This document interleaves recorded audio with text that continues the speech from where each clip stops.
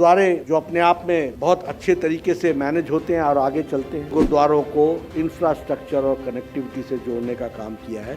मोदी जी ने दृढ़ संकल्प के साथ जो फैसले नहीं होते थे उन फैसलों को लेकर के न्याय दिला करके देश की एकता अखंडता के साथ सिख कौम को मुख्य धारा में लाने का काम किया है। 45 मिनट में करने की जो योजना बनाई वो प्रधानमंत्री मोदी जी ने। गुरुद्वारे जो अपने आप में बहुत अच्छे तरीके से मैनेज होते हैं और आगे चलते हैं, लेकिन वहाँ टूरिस्ट फैसिलिटी डेवलप, वहाँ अच्छी व्यवस्थाएं बाहर develop, infrastructure develop, roads, connectivity ये हो, इसके लिए टूरिज्म डिपार्टमेंट ने मोदी जी के नेतृत्व में एक टूरिस्ट सर्किट के तहत, रिलीजियस टूरिस्ट सर्किट के तहत हमारा अनंतपुर साहब, फतेहगढ़ साहब, हमारा चमकौर साहब, फिरोजपुर, अमृतसर, हमारा कलानौर, इन सभी जगह के गुरुद्वारों को इंफ्रास्ट्रक्चर और कनेक्टिविटी से जोड़ने का काम किया है। तो वह भी प्रधानमंत्री मोदी जी के नेतृत्व में वो आगे चल रहा है।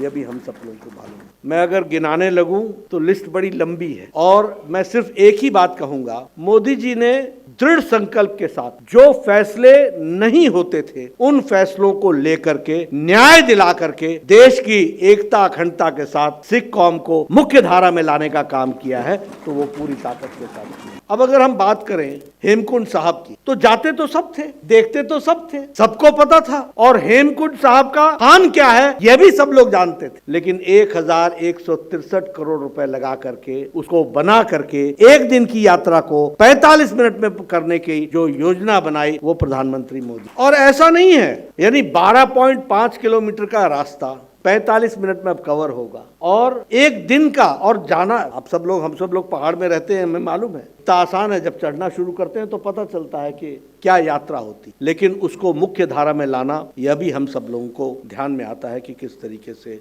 सभी प्रधानमंत्रियों ने स्वतंत्रता दिवस पर लाल किले के प्राचीर से अपना वक्तव्य रखा है, लेकिन ये पहले प्रधानमंत्री हैं जिन्होंने गुरु तेग बहादुर जी के अपने कार्यक्रम में, और उस कार्यक्रम में जो 400 साला मनाया गया वह लाल किले के प्राचीर से मनाया गया। और जैसा प्रधानमंत्री ने कहा कि ये लाल किले की दीवारें जो उस समय इसके साक्षी थे, वो आज गुरु तेग बहादुर जी के शौर्य की, त्याग की, तपस्या की गाथा भी वही पता सुन रहे हैं। और वो हमको सिख कौम के लोग, सिख धर्म के लोग दुनिया भर में फैले हुए और सबका आराध्य स्थान, सबका पूज्य स्थान वह हरमंदिर साहब। लेकिन आपको जानकर आश्चर्य होगा कि फॉरेन कंट्रीब्यूशन रेगुलेशन एक्ट में हरमंदिर साहब नहीं आता। दुनिया भर के सिख भाई हरमंदिर साहब को अरदास के रूप में, हरमंदिर साहब को आदर के रूप में अपने जीवन का बहुत अंश देना चाहते, लेकिन FCRA न ग्रांट होने के कारण वह उससे वंचित। प्रधानमंत्री मोदी जी ने हरमंदिर साहब को FCRA की ग्रांट परमिशन दी और आज दुनिया भर के हमारे सिख भाई हरमंदिर साहब में अपना कंट्रीब्यूशन कर सकते हैं, इसकी व्यवस्था की गई। ये भी हम सब उसी तरीके से लंगर में ईटेबल आइटम्स को लेकर के GST लगा, तो GST तो ओरिजिन से लगता है, तो कौन सा सामान लंगर में जा रहा है और कौन सा सामान होटल में जा रहा है इसका कैसे पता चलता। लेकिन लंगर में GST नहीं लगनी चाहिए, IGST नहीं लगनी चाहिए।